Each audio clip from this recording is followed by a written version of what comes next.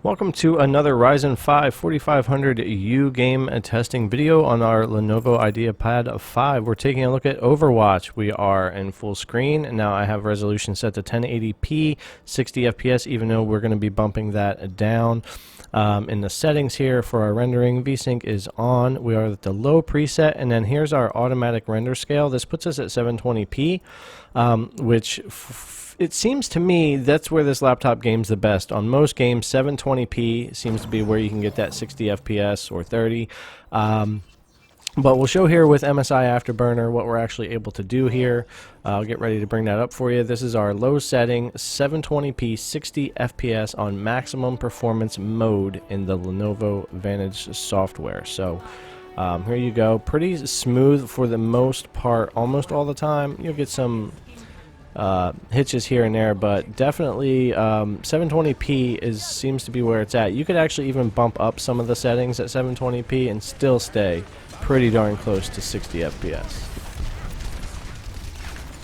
So we're going to run through a few different modes here too. We're going to check out 1080p at 30 and at 60, or attempting 60 anyway, and then we'll hop back over to our 720p towards the end.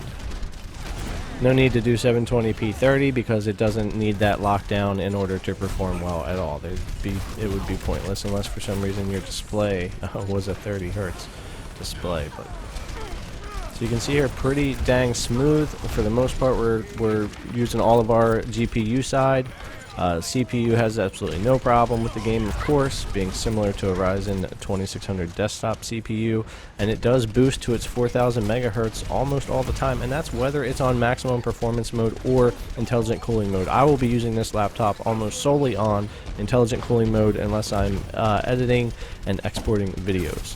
Other than that, it doesn't really make a difference. It doesn't really make a difference in gaming. But just to show we are always using the max performance available to us, when I do these gaming benchmarks, I will use extreme performance most of the time, but not necessarily plugged in all the time, as that doesn't really make much of a difference. So we're still on all the same settings, except we're going full 1080p, and we're going to lock that down to 30 FPS, and we're going to see what that does for us. So it will be able to pretty much do it 1080p at the 30, but honestly the game just feels so much better at 60 that I would rather play it with the lower resolution. I'm not going to be using this laptop for gaming anyway, but it's great to do these tests. I have a lot of game testing videos coming out for you guys on this to help you see how different types of games are going to play. Mission ain't over yet. You see, same thing, you know, same GPU usage. I mean, no matter what, you're going to max out that integrated GPU all the time, basically just about no matter what you're playing, unless you're playing some solitaire or something. CPU, though, it's doing great. It's exactly where I would expect it to be, in the 30s, 40s, running basically boost clocked almost all the time. Doing a great job. We are using just about all of our system RAM. You know, I'm not sure, I don't have the full breakdown. There's dynamic RAM use here between the integrated GPU and CPU, so I'm not sure if there's some sharing going on there or if the VRAM just is what it is. I know it gets 512 megabytes to begin with, so I don't know if it starts sharing the other RAM before it hits that cap, so it has a little bit of headroom or what, so you don't get stutters. But either way, it seems to work out. The 16 gigabyte model would be better for someone wanting more longevity, a lot more video editing, multitasking, running game. You know, you might want to go for the 16 gig model, but for me it's not necessary. The 8 gig is going to do me just fine for the next year or two while I'm enjoying this laptop. So now we're going to go back to low settings, 1080p. We're going to attempt the 60 FPS, the display refresh rate, and it'll do it inside when you're staring at a wall, but you will not do it out when you're playing, and actually it makes for an even worse play experience in person than the 30 FPS does. So it works. You can see what the system's able to do. It will bounce you from 31 to 40s and 50s, but locking it down to the 30 or running 720p 60 feels a lot better. I would definitely recommend 720p 60 if you have this laptop or similar.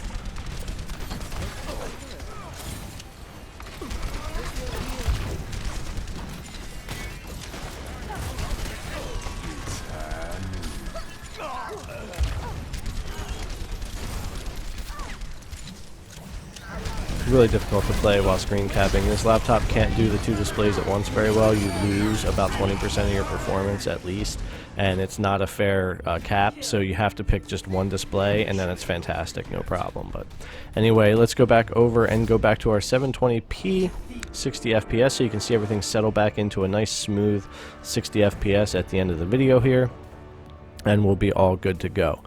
So I hope this gave you a good idea how Overwatch will run on a Ryzen 5 4500U with the integrated Radeon Vega 6 graphics, especially if you have or are thinking about getting the Lenovo Ideapad 5. Alright, thanks a lot for checking out the video. Subscribe to the channel if you haven't. Give the video a thumbs up if you would. Click that notification bell so you know when I drop new videos.